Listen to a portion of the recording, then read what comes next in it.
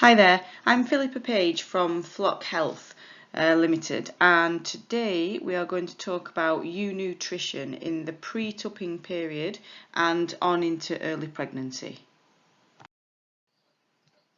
Our objectives for optimising ewe nutrition are to ensure that we've got the ewes in correct body condition score for tupping. So that would be 3.5 for lowland breeds and 2.5 for the hill breeds. We want to achieve body weight targets at mating, particularly for ewe lambs and for shearlings. All of this leading to maximising fertility in terms of the ovulation rate, so how many eggs are ovulated, and the conception rate, so how many of those eggs are fertilised and go on to become successful embryos, and then keeping a very low barren rate within the flock to maximise productivity.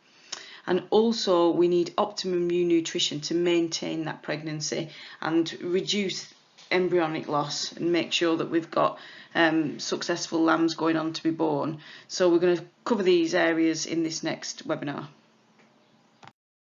So we need to start thinking about body condition score and fertility when we're weaning, because nutrition and body condition score affects the development of the ovary and the maturation of the follicles within that ovary as early as 6 months before they're actually used during tupping.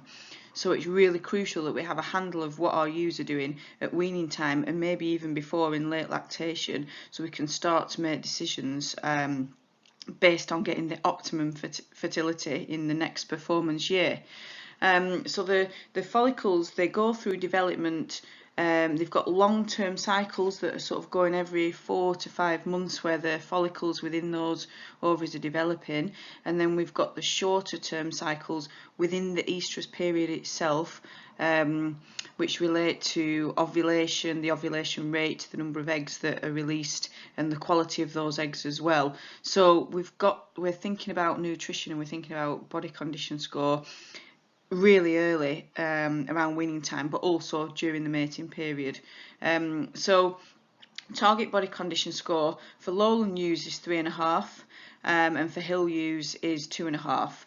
And we know that ewes that are not are below 2, particularly at weaning, are going to be challenged, and they're possibly going to be less fertile than ewes that are above body condition score 2 at weaning time. So we might need to start thinking about that earlier.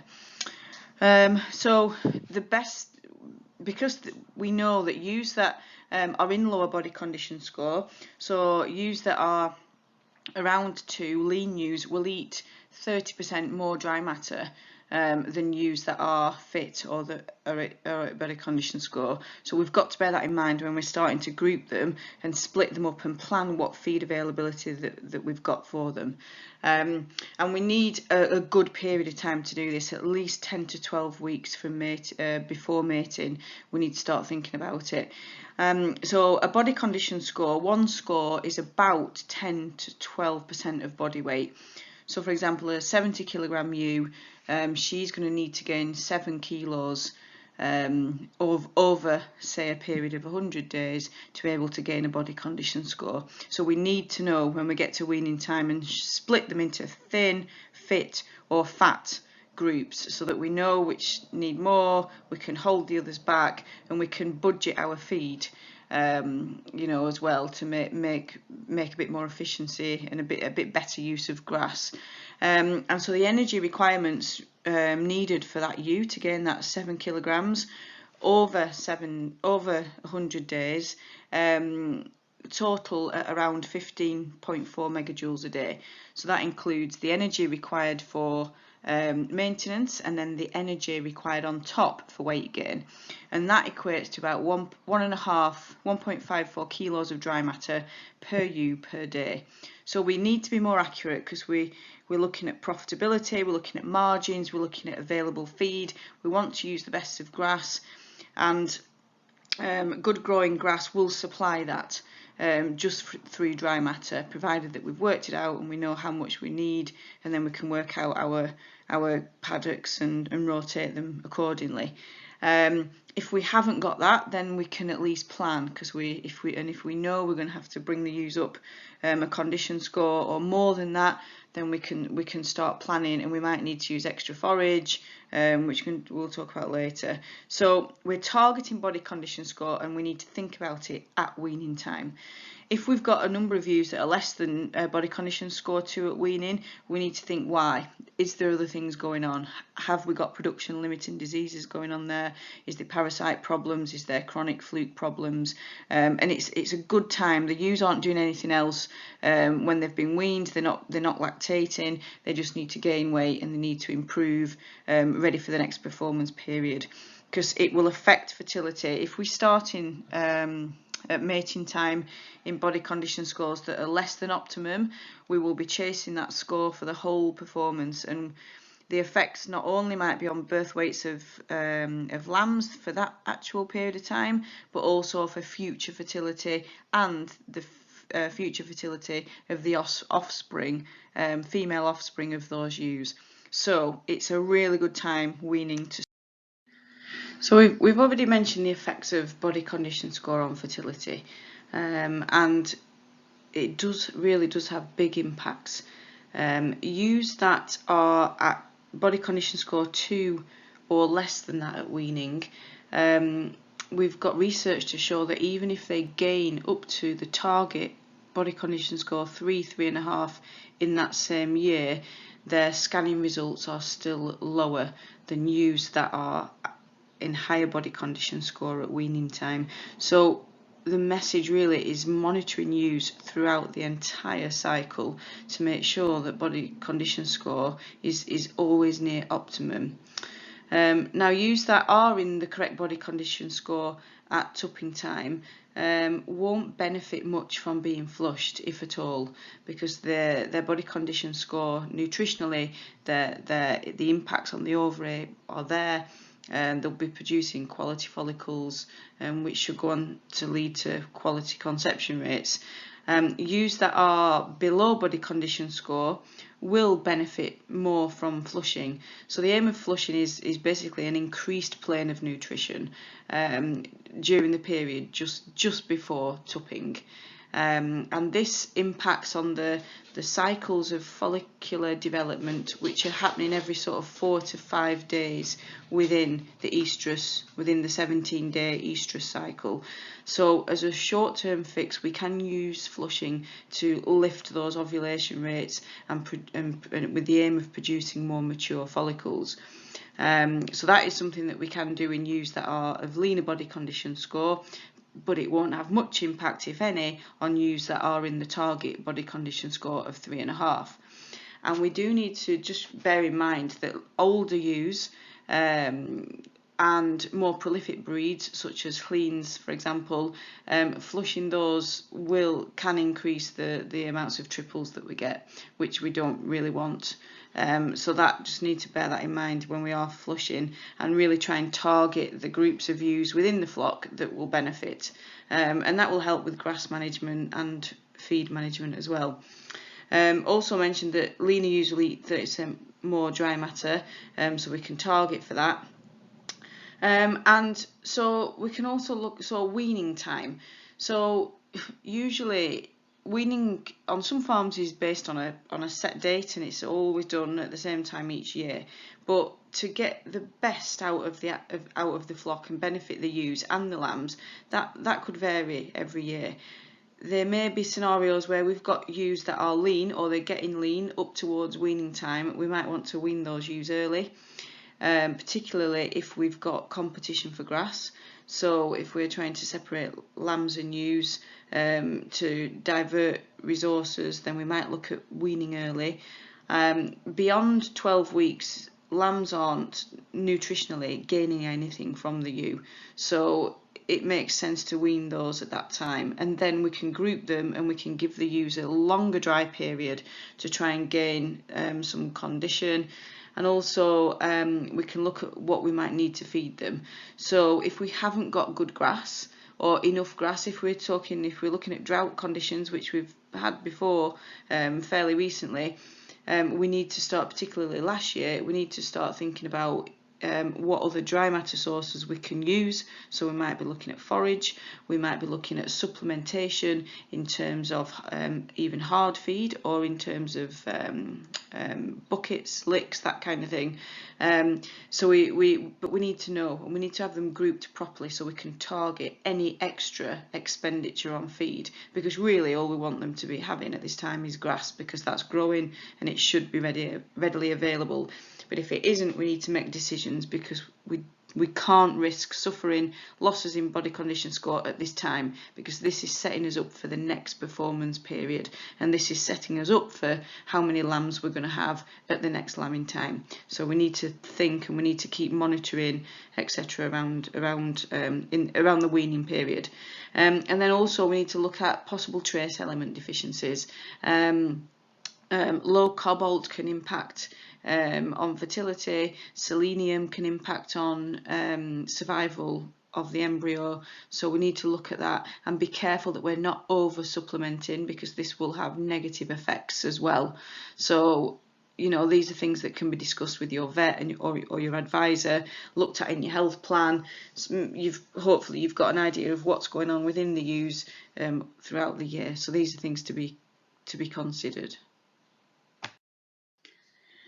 I'm going to briefly touch on replacement ewes and whether they are ewe lambs or shearlings. These are the next breeding future potential of the flock, and they need to be treated as separate groups because nutritionally they require different things. Ewe lambs, we're looking at targets of 60% of their mature body weight when it comes to tupping time. This will ensure that they should have reached puberty, or the majority should have reached puberty by then. And shearlings, they need to have reached 80% of their mature body weight by the time they're mated. What really you'll need to know is what is the average mature weight of your flock, and this is going to vary. So again, if you're weighing and if you're monitoring, you can get an idea of what you should be looking at when you're looking at your replacement ewe lambs. Getting them to puberty and getting them in the right body condition and at the right weights will determine their future productivity in the flock. So these are groups of lambs that groups of sheep that need monitoring separately. They need to continue growing all the way through mating and all the way through pregnancy, possibly holding back within the last 6 weeks before they actually lamb, but then all the way through lambing, lactation as well. They need to be gaining weight. So these need managing separately. Also within the flock, we need a sound flock, and we need to make sure that we haven't got production limiting diseases affecting the body condition and the success of the flock. So if nutritionally, if we're not seeing growth and we're not seeing target body condition scores being met, we need to make sure that we've addressed lameness, but also we need to investigate and check that we don't have diseases like Johne's, OPA, Mydivisner, CLA, diseases like that affecting the ewes, that the knock-on of which will be affecting their body condition score, because that all impacts on fertility. So some targets that we can consider that we should be aiming for is 75% of the ewes to be holding to the first cycle, and 98% of ewes to be holding to the tup after 2 cycles. So most of those ewes should be lambing in that first few weeks at lambing time, and as from a barren rate, we should have less than 2%. That is our target, and from a productivity point of view, that's what we should be looking at. Something that might affect that as well as nutrition is the type of nutrition. So avoid feeding legumes or red clover, pasture, or conserved forage 45 days before tupping and after tupping. There's research, that looking at phytoestrogens, which are chemical components in these plants that affect fertility and really cause animals to be subfertile if they're being fed this feed. So that is something to be considered and to be avoided if at all possible. So in the first 90 days of pregnancy, so early pregnancy nutrition, we want to maintain our target body condition score of 3.5 for the lowland breeds, 2.5 for the hill breeds. We don't want that to change during this period. We want to prevent embryonic loss and maintain good implantation of the embryo, and also we're looking at optimal placental growth, which is crucial for viable lambs. So during the first month, after the rams have come out, the embryo will start to implant, and it starts to implant around day 12. So the most crucial thing we need to remember in this time, so the first sort of 30-40 days, is that the diet is stable. So there's no sudden change in terms of diet, and also we minimise handling and transport where possible, because it's a very fragile time for when the embryo implants into the body of the uterus. So from a feed point of view, we're maintaining body condition score, so they need around 7.5 to 10 megajoules a day. And autumn grass should be supplying around 10 megajoules of energy. So a kilogram of dry matter of this will supply optimum feed to maintain body condition score, provided those ewes are at 3.5 if they're the lowland breeds. Leaner ewes will eat more, so that needs to be accounted for when we're looking at paddocks and where we've got grass and how much cover we've got in there. If we've raddled the sheep, that will be useful, because then it will help us determine, well, especially when we get to lambing time, we can divert them and feed accordingly, so that'll be useful. It also tells us obviously whether we've had any returns, and we can look at those and separate those out early if we need to. And progesterone levels in this early pregnancy period are crucial to the maintenance of the pregnancy, so we don't want any change in those. Sometimes overfeeding can actually cause progesterone levels to drop, so it's important that we don't overfeed ewes during this period, and we keep the diet change we keep to no diet changes and keep the diet as stable as we can.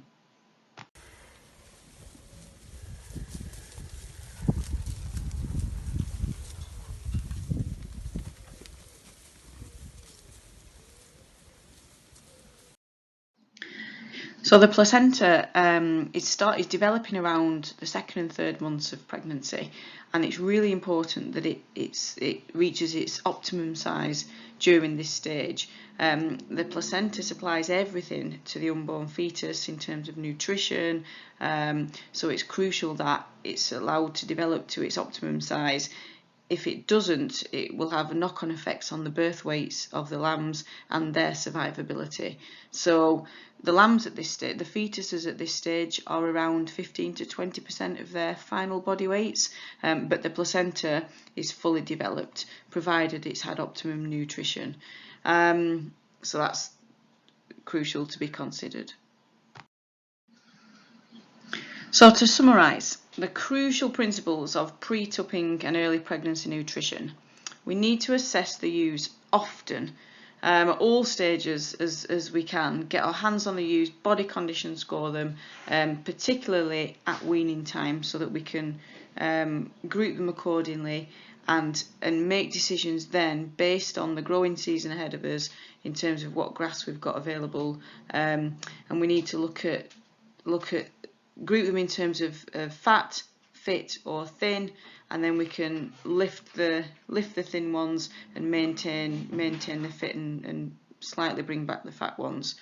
So plan for feeding each group to reach those targets.